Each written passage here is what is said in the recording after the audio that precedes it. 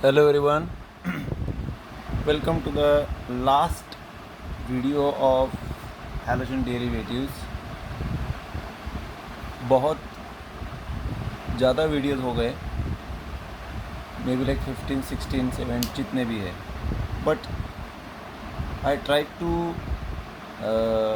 Make video based on the topics ताकि आपको एक पर्टिकुलर टॉपिक के लिए दो वीडियो देखने की ज़रूरत ना पड़े, राइट? तो ये लास्ट टॉपिक है, बहुत ही सिंपल है, थ्योरी पार्ट है। इसमें क्या सीखना है? हमने रिएक्शन के समय ये पढ़ा था, methane reacts with chlorine to give methyl chloride, gives CH2Cl2,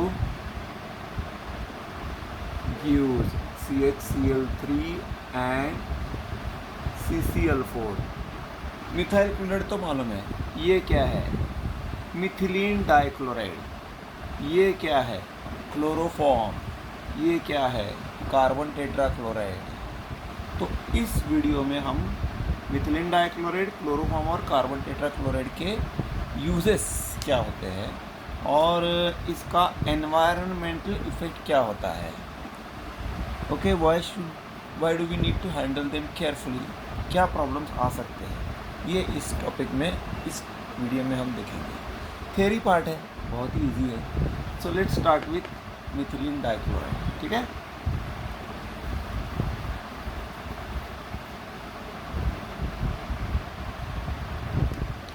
Let's start with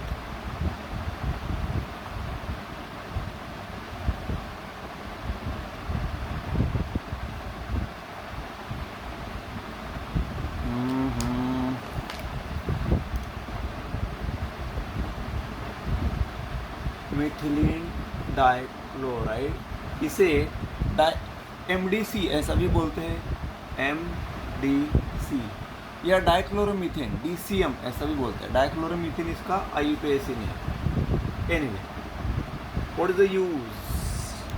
the uses are, ये लिक्विड है तो it acts as a solvent. It acts as a solvent. Solvent for what? It is solvent for से paint के लिए, oil के लिए वगैरह भी यूज़ किया जा सकता है। ओके, बट केमिकल रिएक्शंस में बहुत जगह यूज़ होता है। बहुत सारे केमिकल रिएक्शंस में हमको सॉल्वेंट की ज़रूरत होती है। ज़्यादातर बहुत सारे रिएक्शंस वाटर में होते हैं, बट कई सारी जगह ऑर्गेनिक सॉल्वेंट यूज़ करना पड़ता है। तो this is the best option to to be used as an organic solvent. तो it is solvent for many chemical reactions, खासकर organic reaction, organic related reactions में, क्योंकि रिएक्शंस तो इनऑर्गेनिक भी हो सकते हैं। ऑर्गेनिक सॉल्वेंट है, ऑर्गेनिक रिएक्शंस में काम आएगा। तो सॉल्वेंट फॉर मेनी रिएक्शंस ऐसा हम बोल सकते हैं, solvent for many organic reactions.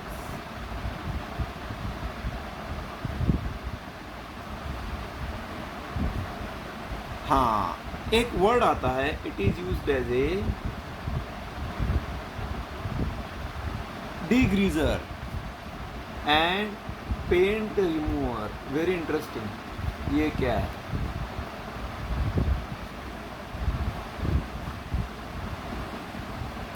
ये क्या है? सी, बहुत सारे जगह मशीन्स में ग्रीस यूज़ किया जाता है एज ए लुब्रिकेंट। दो मशीन के पार्ट्स को फ्रिक्शन अवॉइड करने के लिए, दो मशीन के पार्ट्स में फ्रिक्शन अवॉइड करने के लिए जो चीज़ यूज़ किया जाती है उसको लुब्रिकेंट बोलते हैं। तो grease is a very good lubricant. Oil भी एक लुब्रिकेंट हो सकता है। तो अगर हमने दो मशीन के पार्ट्स में सपोज ग्रीस यूज़ किया, हमने ग्रीस यूज़ किया, इसको यहाँ पर ऐसा ग्रीस यूज़ किया ताकि से बॉल बेयरिंग में, ताकि उसमें फ्रिक्शन कम किया जा सके। Over a period of time वो क्या होता है, ग्रीस अपना काम करते रहता है, but over a period of time अगर वो मशीन एयर को एक्सपोज है तो इसके ऊपर डस्ट वगैरह जम जाता है, तो इसके ऊपर ऐसा डस्ट वगैरह जम जाएगा, तो वो काम करने के लायक नहीं रहेगा। तो हमको क्या करना पड़ेगा, वो वाइप आउट करना पड़ेगा, इजंट इट। हाँ, वाइप आउट करने के बाद भी थोड़ा सा ग्रीस रह सकता है। वो पानी से तो नहीं धो सकते क्योंकि ग्रीस ऑर्गेनिक सॉल्वेंट है, इजंट इट, ऑर्गेनिक सब्सटेंस है। तो वो जो ग्रीस है जो अभी हम निकाल नहीं सकते, ओके, वाइप करने के बाद भी उसको रिमूव करने के लिए यूज़ किया जाता है CH2Cl2। That is why it is called degreaser. De means removal, grease, लगाया हुआ ग्रीस निकालने के लिए, लगाया हुआ ग्रीस निकालने के लिए, जो इसका काम ख़त्म हो गया वो ग्रीस रिमूव करने के लिए ये यूज़ किया जाता है। सो that is the meaning of D greasing. दूसरी बात, व्हाट इज़ पेंट रिमूवर। सी, जब भी हम दीवारों में वगैरह पेंट करते हैं तो कभी कभी नीचे भी गिर जाता है, नीचे तो गिरता ही है, कभी कभी सनमाइक के ऊपर गिर जाता है, तो वो पानी से नहीं धो सकते ना, क्योंकि पेंट पानी में तो डिज़ोल्व नहीं होता ज़्यादातर। कुछ वाटर डिज़ोल्व होने वाले भी पेंट होते हैं, बट जैसे ऑयल पेंट है वो पानी में डिज़ोल्व नहीं होता। तो जहाँ वो नहीं चाहिए वहाँ पर लग गया, ज़मीन के ऊपर, सनमाइका के ऊपर, तो वहाँ से रिमूव करने के लिए CH2 यूज़ किया जाता है। जो पेंट सनमाइका के ऊपर गिर गया वहाँ से रिमूव करने के लिए, लगाया हुआ पेंट नहीं, वो रिमूव करने के लिए नहीं यूज़ किया। That's why it can be used as a paint. It is very interesting. It is used to decaffeinate tea or coffee. अब ये क्या है भाई, कैफिनेट क्या, कैफीन क्या होता है। सी, जब भी हम चाय कॉफ़ी वगैरह पीते हैं वी फील एनर्जेटिक, क्योंकि इसमें कैफीन होता है, tannin, caffeine. But over a period of time क्या होता है, उसकी आदत लग जाती है, we get use to it, इसकी आदत लग जाती है, and that is very dangerous. कुछ लोग चाय के बिना नहीं रह सकते, एक पर्टिकुलर टाइम को उनको चाय चाहिए। कुछ लोग दिन में 10-10 कप चाय पीते हैं, बहुत ख़राब चीज़ है। तो अभी उनको चाय छोड़नी है, कॉफ़ी छोड़नी है, लेकिन छोड़ नहीं सकते, हैबिट हो गई है, वो साइकोलॉजिकल चीज़ हो गई है। तो ऐसे लोगों के लिए सजेस्ट किया जाता है कि आप डीकैफिनेटेड टी या कॉफ़ी यूज़ करो। क्या किया जाता है, टी और कॉफ़ी पाउडर को इसमें मिथिलीन डाइक्लोराइड के साथ मिक्स किया जाता है। तो ये मिथिलीन डाइक्लोराइड क्या है, वो कैफीन और टैनिन को निकाल देता है, क्योंकि कैफीन और टैनिन भी ऑर्गेनिक है और मिथिलीन डाइक्लोराइड भी ऑर्गेनिक है, तो सिर्फ भूसा पाउडर छोड़ देता है। ऐसे टी और कॉफ़ी को बोला जाता है डीकैफिनेटेड टी और कॉफ़ी। ऐसे मिलते हैं बाज़ार में। तो वो टी और कॉफ़ी अगर हैबिट हो गई है किसी को, तो वो टी और कॉफ़ी वैसा यूज़ कर सकते हैं। इससे क्या होगा, उनको टी और कॉफ़ी पीने का आनंद भी मिलेगा और वो टैनिन और कैफीन से भी बच जाएंगे। तो ऐसा डीकैफिनेटेड, कैफीन रिमूव करने के लिए, टैनिन रिमूव करने के लिए मिथिलीन डाइक्लोराइड यूज़ किया जाता है। तो समझ में आई गई बात। तो ऐसे डीकैफिनेटेड टी और कॉफ़ी बनाने के लिए ये मिथिलीन डाइक्लोराइड यूज़ किया जाता है, इसलिए वर्ड आया टू डीकैफिनेट टी और coffee. It is a liquid and it can be used as a aerosol spray propellant. Now what is this? See, हमारे घर में स्प्रे होता है रूम फ्रेशनर वगैरह, उसके ऊपर ऐसा नॉब वगैरह होता है। जब हम प्रेस करते हैं तो ऐसा हवा निकलता है, इधर एक घर में रूम फ्रेशनर है। सपोज आपके घर में रोज़ पेटल वाला रूम फ्रेशनर है। रोज़ पेटल तो फ्रेगरेंस है, तो रोज़ पेटल का फ्रेगरेंस बाहर लाने के लिए उसको कुछ तो धक्का देना पड़ेगा अंदर से। उसके साथ, वो फ्रेगरेंस के साथ मिक्स किया जाता है मिथिलीन डाइक्लोराइड। कैसे काम करता है, अगर हमने प्रेस किया तो वो जो मिथिलीन डाइक्लोराइड है लिक्विड फॉर्म में है, वो गैस फॉर्म में कन्वर्ट हो जाएगा प्रेशर अप्लाई, यू नो, दबाने से। वो गैस क्या करेगा, यू नो, वो गैस क्या करेगा, मिथिलीन जो फ्रेगरेंस है उसको बाहर फेंकेगा, इससे घर में खुशबू फैलती है। वो बाहर फेंकता है, इसीलिए उसको प्रोपेल कहा जाता है। You know, propel means to throw out.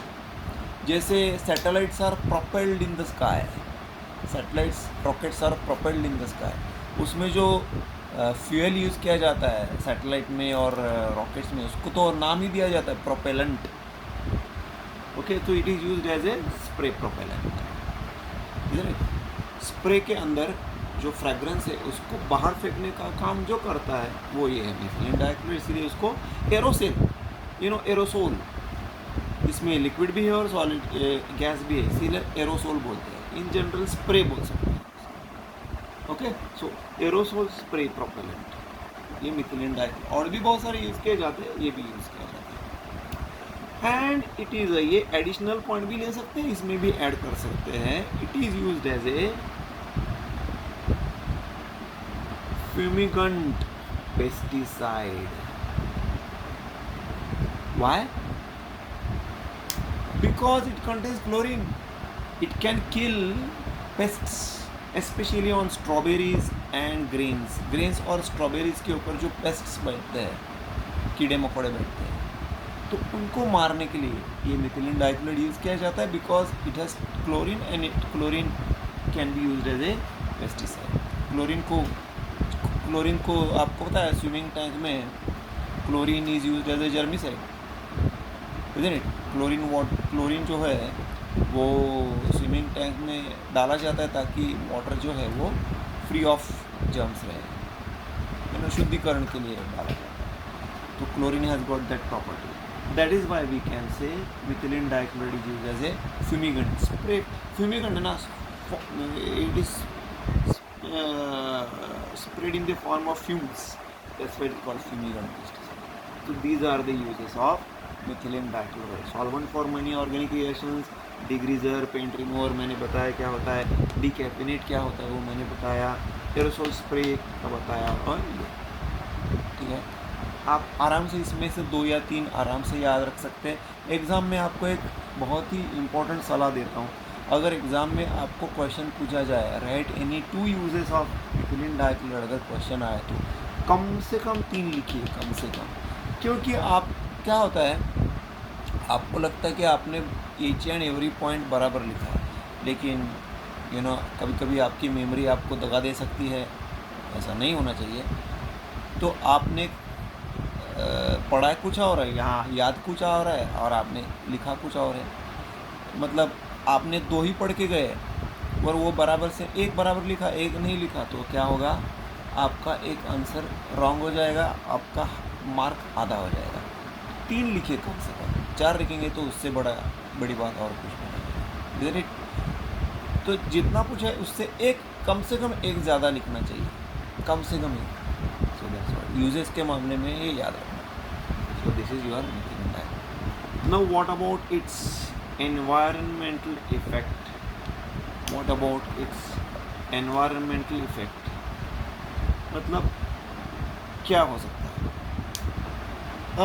अगर ये हवा में बहुत ज़्यादा मात्रा में चला गया तो क्या हो सकता है कि यू नो ये बहुत ही वॉलेटाइल है, जल्दी से इवेपोरेट हो जाता है, and it can cause nausea, मतलब सरदर्द, यू नो, सरदर्द जैसा हो जाना, नमनेस आपके अगर अंदर चला गया शरीर के, आपके हाथों में वगैरह लग गया तो यू विल फील नमनेस, मतलब आपके हाथ ऐसा लगता है कि काम ही नहीं कर रहे हैं। Toes, dizziness, you know, dizziness मतलब ऐसा लगता है कि नींद आ रही है। ओके, अगर ये कम मात्रा में चला गया तो, एंड अगर इसका क्वांटिटी बड़ा हो गया तो it can affect your vision and hearing. You know, vision और आइज़ और ईयर्स दोनों एक दूसरे से कनेक्टेड है। कभी कभी जो मेडिसिन दिया जाता है और आइज़ और ईयर के लिए सेम ही दिए जाते हैं, जैसे यू नो जेंटामाइसिन बहुत ही फेमस मेडिसिन है, वो आइज़ और ईयर दोनों के लिए भी यूज़ किया जा सकता है। तो you have to be careful while using this because it can affect your vision and hearing, and it can, अगर बहुत ज़्यादा हो गया, भगवान न करे ऐसा हो, it can cause death also, because organic chlorine है ना इसमें, क्लोरीन से हमेशा बच के रहना चाहिए। फॉस्फोरस, सल्फर और क्लोरीन, इन तीनों चीज़ों से ये यूज़फुल भी है इसके कंपाउंड्स, बट बचना भी बहुत ज़रूरी है, because they can cause harm, right. So this is your methylene dichloride, got it. Next comes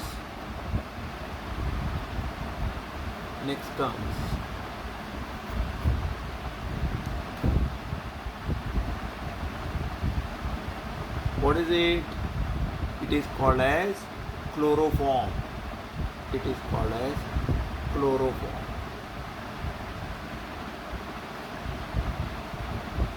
It is also called trichloromethane, but chloroform ये word ज़्यादा चलता है। What is it? How it can be used? How it can be used? Again, it's a liquid, so it can be used as a solvent without any doubt. It can be used as a solvent. ये बहुत अच्छा solvent है, बहुत सारे reaction में as a solvent use होता है। Okay, second, it is it is used to prepare a very important compound CCl2F2, इसके बारे में भी पढ़ेंगे हम। इसको बोलते हैं क्लोरोफ्लोरोकार्बन कंपाउंड, इसको बोलते हैं डाइक्लोरोमीथेन, इसको फ्रियॉन 12 भी बोला जाता है। ओके, फ्रियॉन भी बोला जाता है। ओके, सो ये क्या कहाँ यूज़ होता है? रेफ्रिजरेंट, हम जो एयर कंडीशन में बैठते हैं वो इसकी वजह से तो बैठते हैं। ये तैयार करने के लिए क्लोरोफ्लोम यूज किया जाता है। टू प्रिपेयर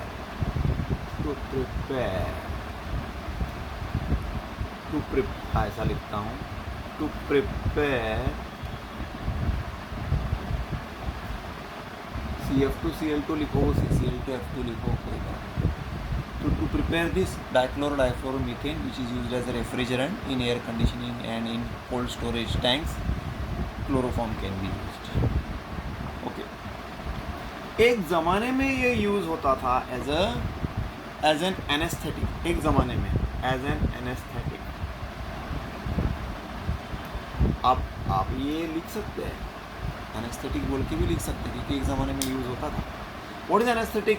पेशेंट को ऑपरेशन करने के पहले बेहोश किया जाता है, भाई परमानेंटली नहीं, थोड़ी देर के लिए, हाँ, तो उसके लिए ये यूज़ किया जाता है as an anaesthetic, general anaesthetic, that is for the entire body. Okay, for the entire body, so that is okay. Then so it is used, very good solvent, it is used to prepare CCF2Cl2 and it was used as an anesthetic. It was used as an anesthetic. तो इतना 3 uses काफ़ी है, I think more than enough. Environmental effect, ये बहुत ज़रूरी है। आजकल इसको एज एन एनेस्थेटिक यूज़ नहीं करते, क्योंकि इसका प्रॉब्लम क्या है? एनवायरमेंटल इफेक्ट में इसका प्रॉब्लम क्या है? प्रॉब्लम डिस्कस करते हैं। एनवायरमेंटल इफेक्ट, ये रिएक्ट होता है with an air in presence of light and it gives this compound.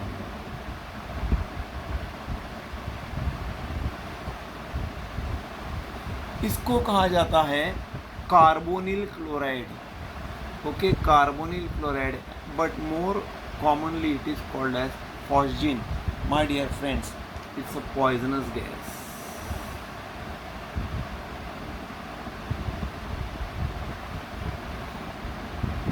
Adolf Hitler ने सेकेंड वर्ल्ड वॉर में ये यूज़ किया था against Britishers, poisonous gas. Balancing H1HCl oxygen 2, तो यहाँ पर बैलेंस हो जाएगा ये 2 कार्बन 2H। एनीवे, तो इसीलिए इसको आजकल एज एन एनेस्थेटिक यूज़ नहीं करते। Okay, but chloroform as a solvent तो आज भी यूज़ किया जाता है, इसीलिए इसको स्टोरेज का खास ध्यान रखा जाता है। कैसे? इसको हमेशा ऐसे बॉटल में भरते समय, सपोज ये बॉटल का स्टॉपर है, ये बॉटल का स्टॉपर, तो इसको यहाँ तक भरा जाता है, यहाँ तक टिल द ब्रिम, मतलब अप टू द टॉप। क्योंकि अगर एयर गैप रह गया तो क्या होगा, ये एयर यानी ये बनेगा ना, तो एयर गैप नहीं रखते, क्योंकि एयर गैप से ये बनने का चांसेस बढ़ जाता है। That is one thing. Second thing, इसको हमेशा एम्बर कलर्ड बॉटल यानी कलर्ड बॉटल में रखा जाए। लेबोरेटरी में आप देखिए चॉकलेट कलर के बॉटल होते हैं, वो उसको एम्बर कलर बॉटल बोलते हैं। क्यों? क्योंकि एम्बर कलर बॉटल से लाइट पास नहीं हो सकता, तो लाइट से भी उसको प्रोटेक्ट किया जाता है। लाइट और एयर से प्रोटेक्ट करेंगे तो you can keep it for a longer time. Okay, फिर भी ये बनने का चांसेस नहीं है ऐसा नहीं बोल सकते, फिर भी आपका COCl2 बनता ही है। इसीलिए इसमें 1 या 2% डाला जाता है इथेनॉल। ओके, 1 या 2% इथेनॉल डाला जाता है। Okay, so what does it do? Ethanol क्या करता है? इट विल, ये इथेनॉल जो है COCl2 और इथेनॉल आपस में रिएक्ट होके ये बनता है C2H5 twice CO3 plus HCl. What is it? It is called diethyl carbonate. Balancing, this is balancing, this is balancing. Diethyl carbonate ये पॉइजनस है, ये नॉन पॉइजनस है। इससे क्या होगा, अपना जो COCl2 है जो थोड़ा बहुत भी बनता है उसको अरेस्ट किया जाता है, मतलब ट्रैप किया जाता है, ताकि वो हार्मफुल कंपाउंड हार्मलेस कंपाउंड में कन्वर्ट हो सके। इसको इनहिबिटर भी बोला जाता है, the one which inhibits formation of the compound. कैसे इसको डिस्ट्रॉय करते, उसको दूसरे सेफर कंपाउंड में कन्वर्ट करते हैं। So this how chloroform is stored, इसका स्टोरेज का ये issue. This is learned under a topic storage of chloroform. क्या? It is kept in a container till the brim, till the stopper. It is always stored in a amber colored bottle so that light should not enter. Light और air से protect करेंगे तो formation of phosgene can be minimized या avoided. But still a little amount of ethanol is added, 1% ethanol डाला जाता है, so that whatever chlorocarbonic fluid that is going to form can be converted into diethyl carbonate, which is safer compound. Poisonous compound is converted into non-poisonous compound. So this is your chloroform. Okay.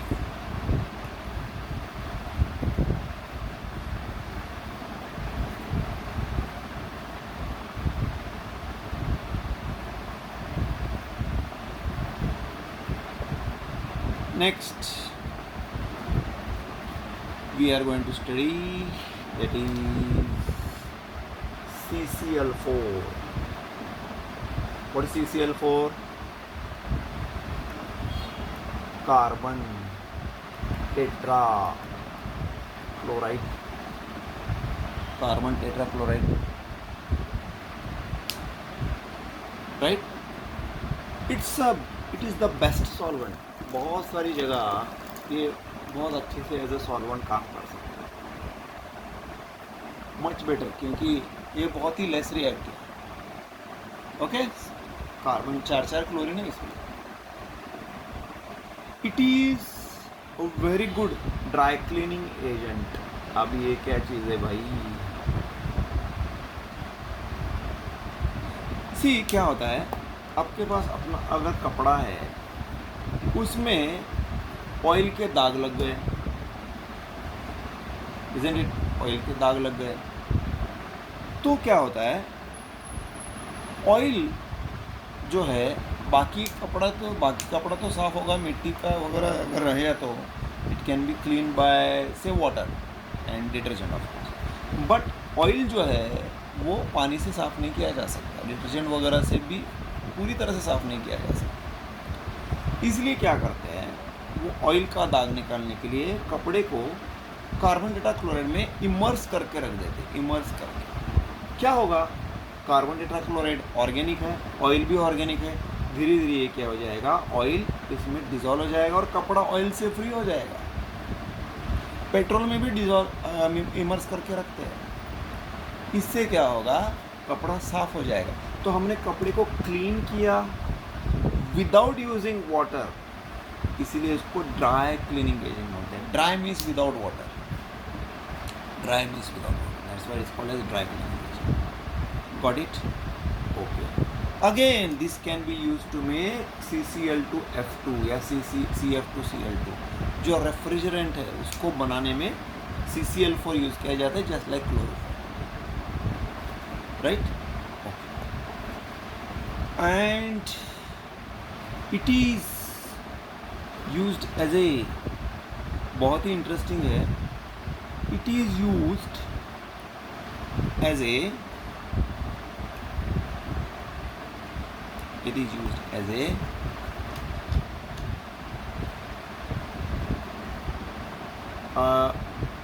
fire extinguisher in the name of pyrene. Fire means heat, उसको बुझाने के लिए। ये कैसे काम करता है fire extinguisher यानी आग बुझाने का? सी, फ्लेम ऐसे है, एक जगह ऐसा फ्लेम आ रहा है आग की, तो इसके ऊपर CCl4 ऐसा स्प्रे किया जाता है। ये क्या करता है, इट कवर्स द फ्लेम, बहुत ही डेंस लिक्विड है, वो क्या करेगा, फ्लेम को कवर कर देगा तो ऑक्सीजन का एंट्री बंद हो जाएगा, ऑक्सीजन का एंट्री बंद हो जाएगा तो ये फ्लेम अपने आप बुझ जाएगा। That's how it is used as a fire extinguisher. Understood? Okay. So now you have to, what is the environmental effect?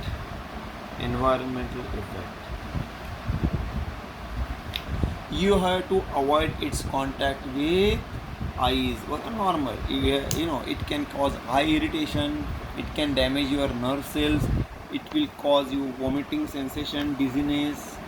Okay, और मतलब अगर बहुत ज़्यादा एक्सपोज हो गया तो unfortunately it can cause death also, and it has at least health effects तो bad health, adverse health effects तो आते ही आते हैं अगर हमने बहुत ज़्यादा इसको बहुत ज़्यादा क्वांटिटी में और बहुत ज़्यादा देर तक इसको एक्सपोज किया अपने आप को। तो more dangerously it is affecting ozone layer, वो ओजोन लेयर को अफेक्ट करता है।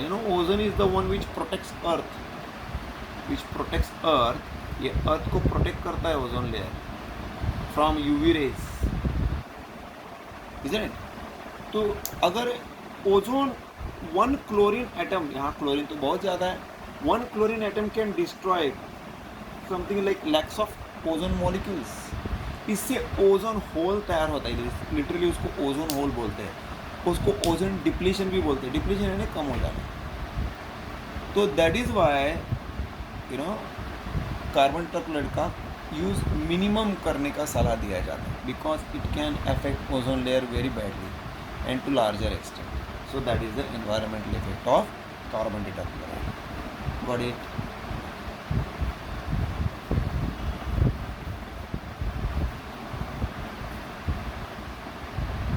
Next comes CH3. What is it? It is nothing but iodoform, जैसे क्लोरोफॉर्म वैसे आइडोफॉर्म। क्लोरोफॉर्म लिक्विड है, आइडोफॉर्म सॉलिड है। So it is used as a medicine because it has got iodine. Iodine में medicinal property होता है, antiseptic property होता है, dressing of wounds, sores, मतलब बेड सोर वगैरह आपने सुना होगा, it's very bad actually. Okay, so it can cause it shows antiseptic property because it due to liberation of free iodine, ये iodine को liberate कर सकता है, free कर सकता है, so that's why it can cause and it shows antiseptic property. On a small scale it is used as a disinfectant. Okay, it is used as a disinfectant यानी germs वगैरह को मारने के लिए। what is the difference between antiseptic and disinfectant? Antiseptic kill germs on wound, on living surface, हाथ पे वगैरह. Disinfectant is the one which is used to kill germs on floor, non-living surface. So it can be used as an antiseptic also, or it can be used as a disinfectant also. So right? इसका एक ही problem है, it has got a very strong smell. इसका smell बहुत strong होता है because it has got iodine. Okay, otherwise it's not a problem, right? Now very interesting compound we are going to study, and that is nothing but freons. ये FR जो letter है वो मुझे लगता है फ्रिज रेफ्रिजरेटर के related आ गया होगा, ऐसा मेरा लॉजिक कहता है.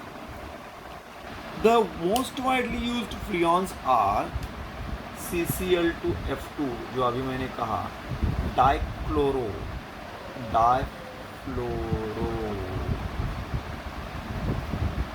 मीथेन. इसको क्लोरोफ्लोरोकार्बन, कभी कभी आपने देखा होगा CF से ऐसा लेबल लिखा हुआ होता है, इट इज सेफ. CF से ऐसा लेबल कहीं पर लिखा हुआ होता है, इट इज क्लोरोफ्लोरोकार्बन.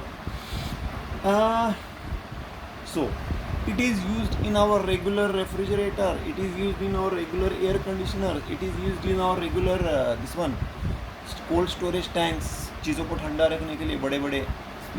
तो it is a very good refrigerant, बहुत ही बढ़िया रेफ्रिजरेंट, बहुत ही बढ़िया refrigerant.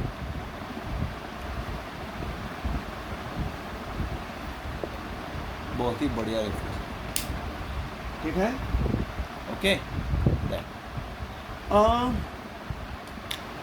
It is why, and इसका यूज़ क्यों ज़्यादा फेमस होने लगा जब यूज़ करना शुरू किया लोगों ने, तो बिकॉज ये बहुत ही सेफ कंपाउंड है.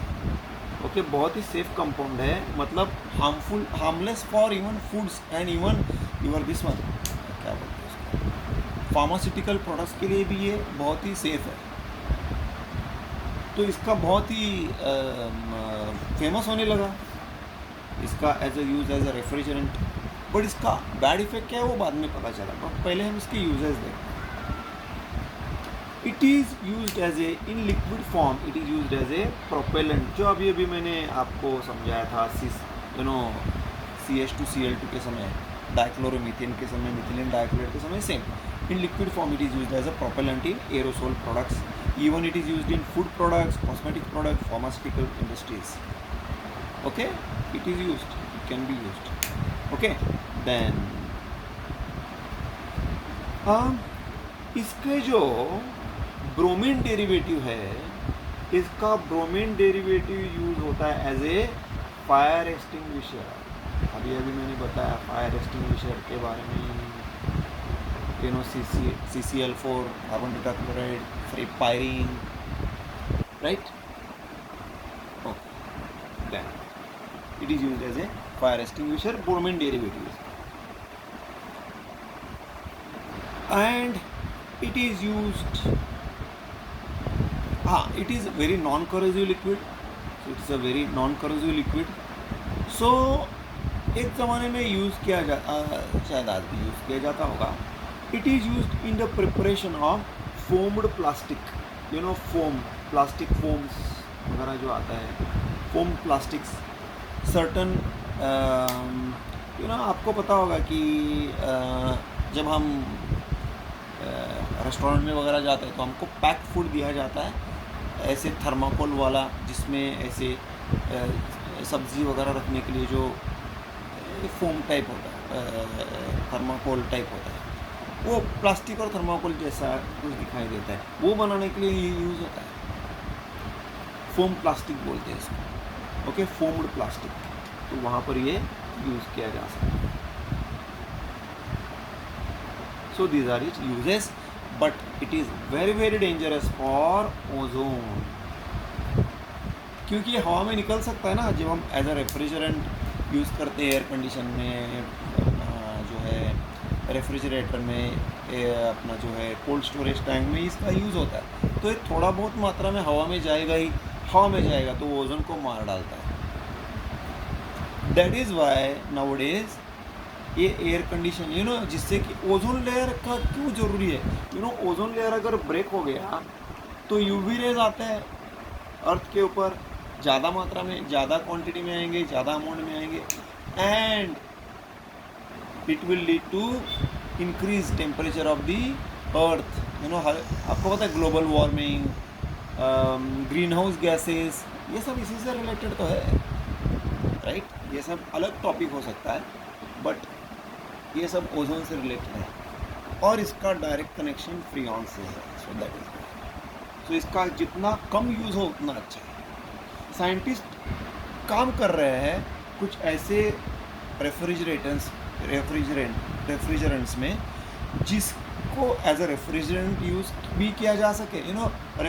आपको जब आप रेफ्रिजरेटर देखेंगे तो पीछे जो कॉइल होता है, पीछे वाला कॉइल, उसमें गैस भरा हुआ होता है और ये गैस वही है, फ्रीऑन गैस। एयर कंडीशन में भी जो भरा हुआ होता है गैस, वो फ्रीऑन गैस ही है।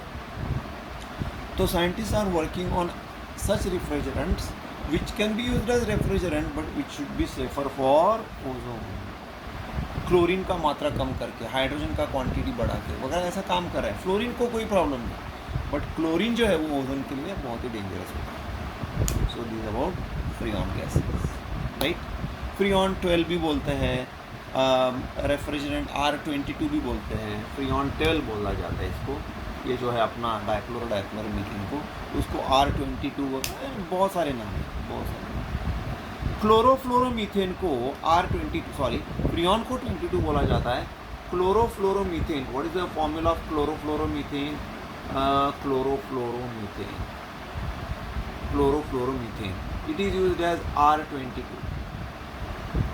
ये इतना इफेक्टिव नहीं जितना फ्रीऑन 12 है, बट इसमें क्लोरीन का परसेंटेज कम हो गया, तो it is nowadays it can also be used as a refrigerant, but is a very effective refrigerant freon 12, यानी डाइफ्लोरोमीथेन, बट इसका ओजोन के साथ बहुत ही बैड कनेक्शन है। So this about freon gases, got it? Okay, so remember freon 12 is difluoromethane and R22 is chlorofluoromethane. Chlorofluoromethane में 2 hydrogen होते हैं, डाइफ्लोरोमीथेन में 2 हाइड्रोजन नहीं होते, 2 क्लोरीन और 2 फ्लोरीन होते, right. Last but not the least, that is DDT। ये तो पता है आपको, बट इसका लॉन्ग फॉर्म शायद नहीं पता, वो मैं बता देता हूँ।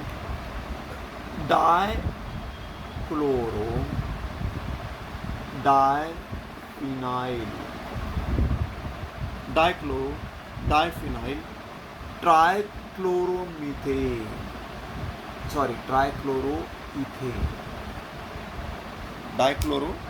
डाइफिनाइल ट्राइक्लोरोइथेन।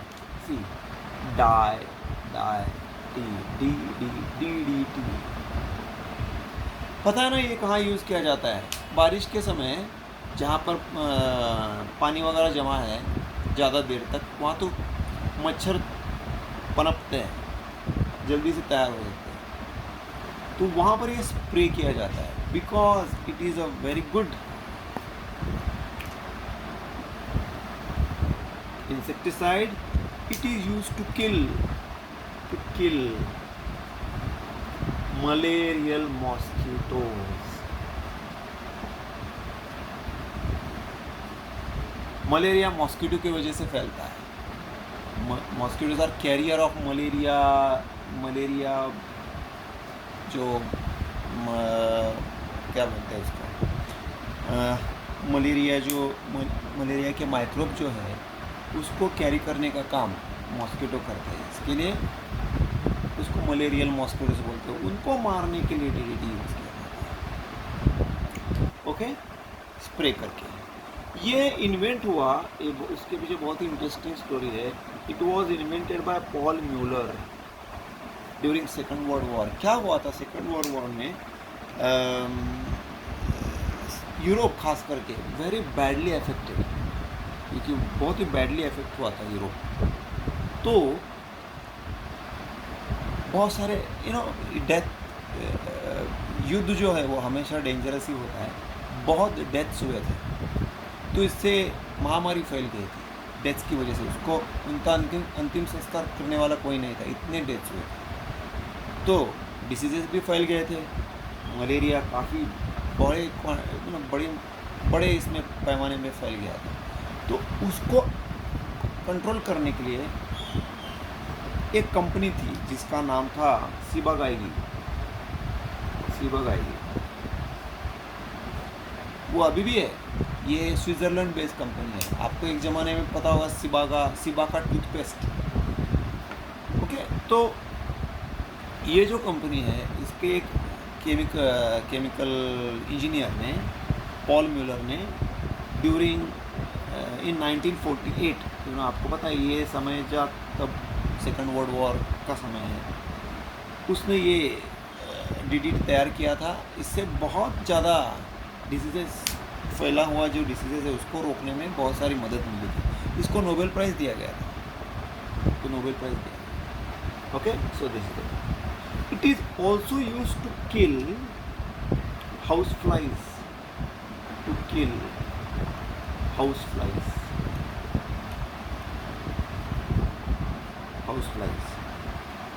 घर में जो मक्खियाँ होती है वो भी तो डिसीजेस फैलाती है, तो उनको मारने के लिए भी डीडीटी यूज़ किया जाता है। आपको पता है जो कूड़ेदान होते हैं, कचरा पेटी जो होती है, उनके ऊपर म्यूनसिपाल्टी वाले वो पाउडर स्प्रे करते हैं ना, वही डीडीटी तो है, और कुछ क्या है। बट इसका एनवायरमेंटली इफेक्ट बहुत ही डेंजरस है, डायरेक्टली इनडायरेक्टली। कैसे? ऐसा पाया गया, आजकल ये बहुत सारे कंट्रीज़ में बैन है, इंडिया में चलता है क्योंकि सस्ता है। क्यों बैन है? बहुत ही इंटरेस्टिंग है। It is non biodegradable. जैसे आपको पता है कि जो लिविंग चीज़ें हैं और जो हम लिविंग चीज़ों, हम जो है लिविंग बीइंग्स, कोई भी हो, उनको खाने के लिए जो चीज़ होती है वो भी बायोडिग्रेडेबल होती है। But plastic is non biodegradable, उसको डिस्ट्रॉय कर ही नहीं सकते। डीडीटी भी नॉन बायोडिग्रेडेबल है, उसको बैक्टीरिया वायरस मार नहीं सकते, डिस्ट्रॉय नहीं कर सकते, डिकम्पोज नहीं कर सकते। तो ये इसका प्रॉब्लम है। क्या हुआ, एक जगह पर, अभी एग्जैक्टली वो लोकेशन वगैरह इतना मालूम नहीं है, सीगल्स, ऐसे पक्षी जो मछलियों पे अपना उदर निर्वाह करते हैं, तो उनकी संख्या धड़ा कम होने लगी। तो पता चला कि जब उनका पोस्टमार्टम किया गया तो पता चला कि उनके पेट में डीडीटी है। ये कैसे आया? तो जब ट्रेस बैक किया गया तो पता चला कि डीडीटी स्प्रे किया जाता है बारिश के मौसम में, जहाँ पर पानी जमा है वहाँ पर। तो वो डीडीटी जो है वो भले मॉस्किटोज़ को मारता हो, हाउस फ्लाइज को मारता हो, वो वहीं रहता है, ज़्यादा जो एक्सेस है वो वहीं रहेगा।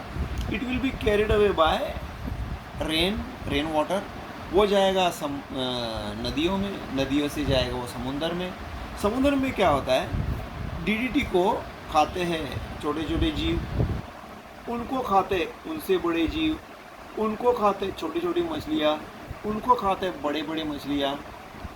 अगर पानी में डीडीटी की मात्रा 115 ppm है, 1 ppm is 1 divided by 1 lakh, 10 lakh, 1 million means 10 lakh, 10⁻⁶। तो 115 ppm अगर है, मतलब 115 ग्राम पर 10 लाख ग्राम। ओके, आप ऐसे भी बोल सकते हैं, माइक्रोग्राम पर लीटर भी बोल सकते हैं। 115 माइक्रोग्राम पर 1 लीटर, यहाँ तक अगर डीडीटी है तो कोई प्रॉब्लम नहीं। बट पानी के इससे ज़्यादा हो गया तो डीडीटी इज़ डेंजरस। पानी में जब जाता है तो उसका अमाउंट रहता है 0.000115 सपोज, लेकिन छोटे जीव खाते हैं। अगर 10,000 छोटे जीव ने इसको खाया, पानी में कितना चीज़ है, तो मल्टीप्लाई बाय 10,000 हो जाएगा। तो ये 3 जीरो कम हो जाएंगे। इसको खाएंगे जीव तो वो 10 खाया तो ये 0.115 हो जाएगा। इसको 10 ऐसे 10 चीज़ों को, ऐसे 10 माइक्रोब्स को मछलियों ने खाया तो ये 1.15 हो जाएगा। ऐसे वो बढ़ता जाएगा यू नो। और धीरे धीरे क्या होगा, ये बड़े मछली में आते आते इसका कॉन्सेंट्रेशन 1.5 को क्रॉस कर देगा। बायोलॉजिकल लैंग्वेज में इसको बायोमैग्निफिकेशन ऐसा बोला जाता है। बायोमैग्निफिकेशन ये अपने आप में एक टॉपिक हो सकता है बायोलॉजी में। तो ये इसके पेट में चला गया, मछलियों के पेट में। मछलियों के पेट से ये सीगल्स में चला गया और वो सीगल्स के रिप्रोडक्टिव सिस्टम को और डाइजेशन सिस्टम को डैमेज कर सकता है। That is why you know जो सीगल्स संख्या कम होने लगी वो इसकी वजह से होने लगी।